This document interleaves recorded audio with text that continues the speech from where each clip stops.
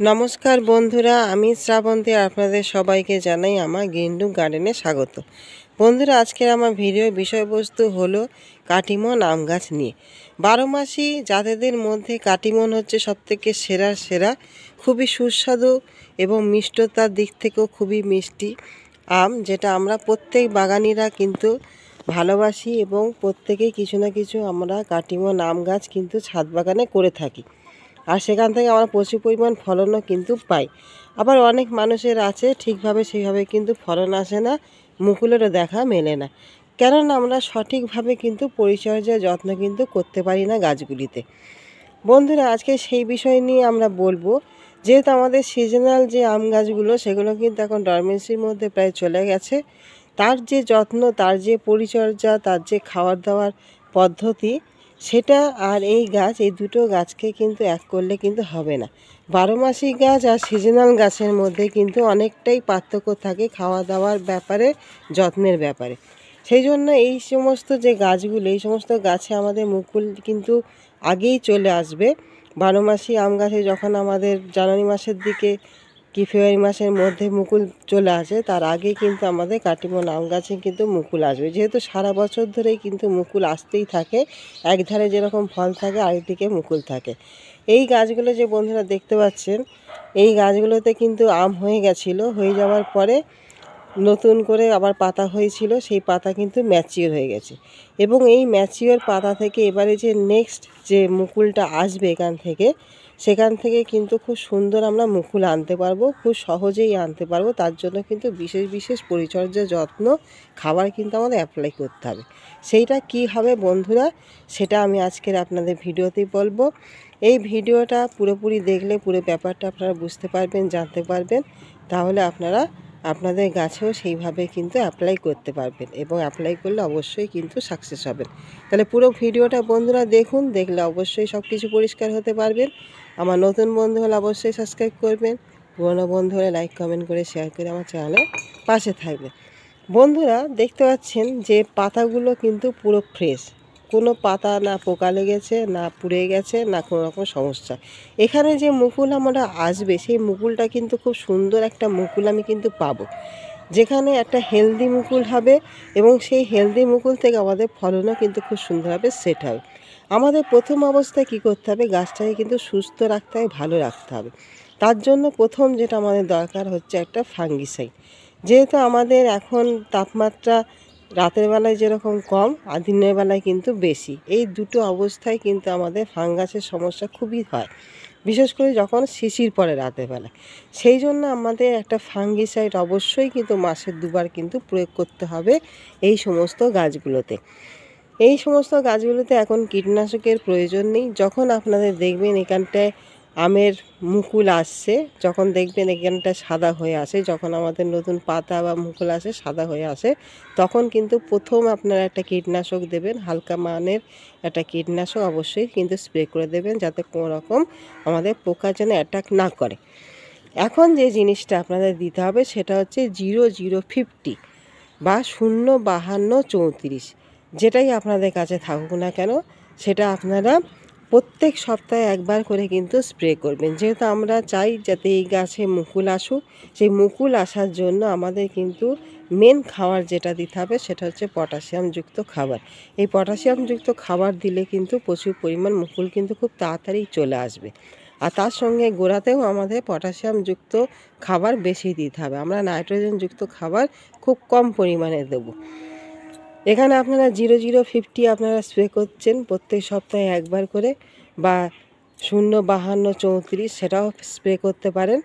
আর যেটা করতে হবে সেটা হচ্ছে একটা ভালো মানের মাইক্রো নিউট্রিয়েন্ট, যাতে আমাদের যে মুকুলটা আসবে সেই মুকুল যাতে সুন্দরভাবে বেড়ে ওঠে, ফুল যেন না ঝরে পড়ে, সেখান থেকে যে গুটিগুলো হবে সেই গুটিগুলো না ঝরে পড়ে, সেই জন্য আমাদের একটা ভালো মানের মাইক্রো নিউট্রিয়েন্ট অবশ্যই কিন্তু স্প্রে করতে হবে।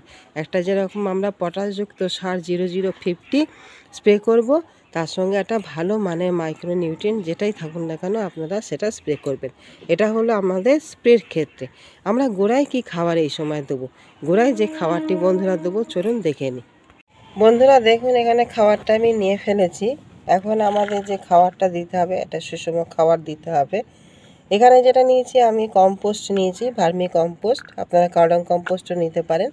এখানে আমি নিয়েছি 1 মুঠো পরিমাণ, এখানে 1 মুঠো পরিমাণে আমি নিয়েছি ভার্মি কম্পোস্ট। এখানে যেটা আছে সেটা হচ্ছে হাড় গুঁড়ো, এই হাড় গুঁড়ো নিয়েছি আমি এখানে 1 চামচ, এখানে লেদার মিল নিয়েছি 1 চামচ, এখানে আমি নিয়েছি লাল পটাশ 1/2 চামচ, আর আমাদের সিউইড যে গ্র্যানুয়াল দানা সেটা হচ্ছে 1/2 চামচ।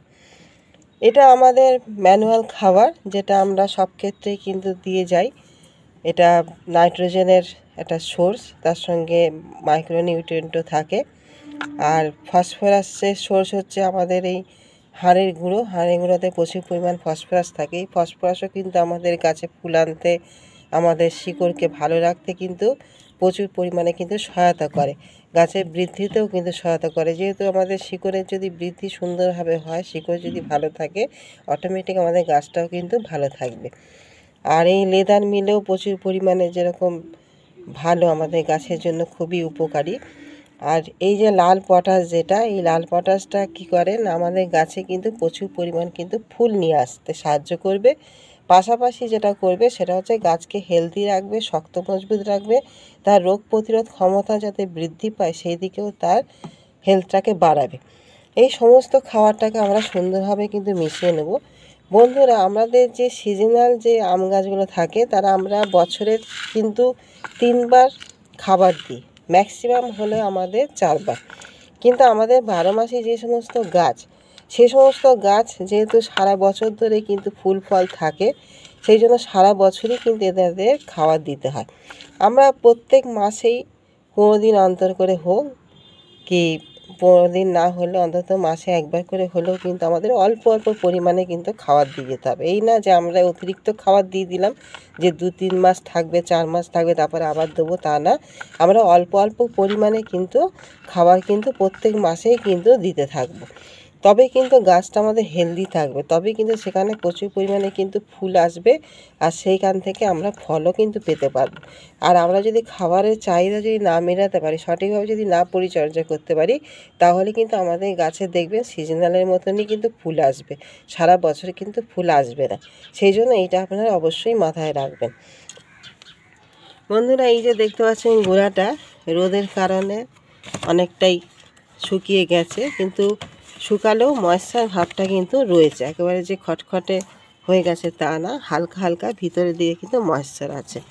আপনারা সবসময় কিন্তু এইভাবে কিন্তু গুঁড়াটা একটু হালকা করে নেবেন, যখন খাবার দেবেন অবশ্যই কিন্তু গুঁড়াটা এইভাবে একটু আলগা করে নেবেন, সুন্দর করে এইভাবে আলগা করে নেবেন।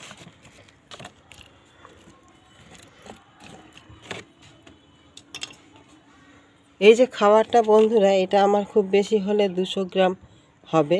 আমরা এরকম অল্প পরিমাণে খাবার কিন্তু দিয়ে দেব গাছে।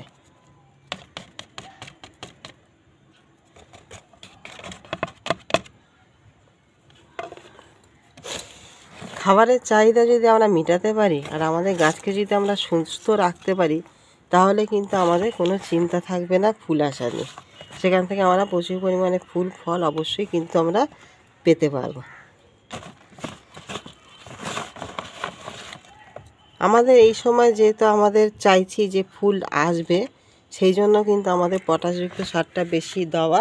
আমরা গোড়ায় যেরকম পটাশ দিয়েছি, আর আমরা প্রত্যেক মাসে মানে প্রত্যেক সপ্তাহে আমরা কিন্তু 1 বার করে 0050 কিন্তু অবশ্যই কিন্তু স্প্রে করব, কারণ আমাদের পটাশটা কিন্তু বেশি পরিমাণ দিতে হবে কিন্তু ফুল আনার জন্য। আর তার পাশাপাশি যেটা আমি সবসময় আপনাদের বলি, বন্ধুরা যারা আপনারা আমার ভিডিও দিয়ে দেখে থাকেন তারা সকলেই জানবে যে আমি কলার যে খোসা, সেই কলার খোসার উপর কিন্তু খুবই জোর দিই, কেন কলার খোসা খুবই ভালো একটা উপাদান কিন্তু, যেটা আমাদের প্রচুর পরিমাণ ফুল আনতে কিন্তু সহায়তা করে। এই কলার খোসা আপনারা প্রত্যেক সপ্তাহে 1 দিন করে কিন্তু কলার খোসা ভেজানো জল অবশ্যই কিন্তু প্রয়োগ করবেন। তাতে আমাদের জৈব জিনিস, আর জৈব সবসময় কিন্তু আমাদের গাছেদের জন্য কিন্তু ভালো। এই কলার খোসার জল আপনাদের যেরকম টব থাকুন না কেন, যে সাইজে টব থাকুন না কেন, গোড়াটা যাতে ভালো করে ভিজে যেতে পারে, সেরকম আপনারা কলার খোসা ভেজানো জল প্রত্যেক সপ্তাহে 1 বার গোড়াতে কিন্তু দেবেন, আর উপর থেকে কিন্তু পটাশিয়ামটা স্প্রে করবেন। তাহলে বন্ধুরা, আপনারা যদি এইভাবে কিন্তু কাজ করলে আপনাদের এই সমস্ত গাছে কিন্তু খুব তাড়াতাড়ি কিন্তু ফুল চলে আসবে। তাহলে আশা করি বন্ধুরা পুরো ভিডিওটা আপনাদের বোঝাতে পেরেছি। আশা করি বন্ধুরা পুরো বিষয়টা আপনাদের বুঝতে সুবিধা হয়েছে, আপনাদের বোঝাতে পেরেছি। এইভাবে আপনারা যদি আপনাদের কাঠিমন গাছ হোক বা যে কোনো 12 মাসি গাছ হোক না কেন, এইভাবে পরিচর্যার যত্ন নিলে, এইভাবে খাবারগুলো যদি প্রয়োগ করেন, তাহলে একটা ভালো রেজাল্ট অবশ্যই পাবেন এবং সেখান থেকে প্রচুর পরিমাণ যেরকম মুকুল আসবে এবং সেই মুকুল থেকেও প্রচুর পরিমাণ ফলও কিন্তু সেট হবে।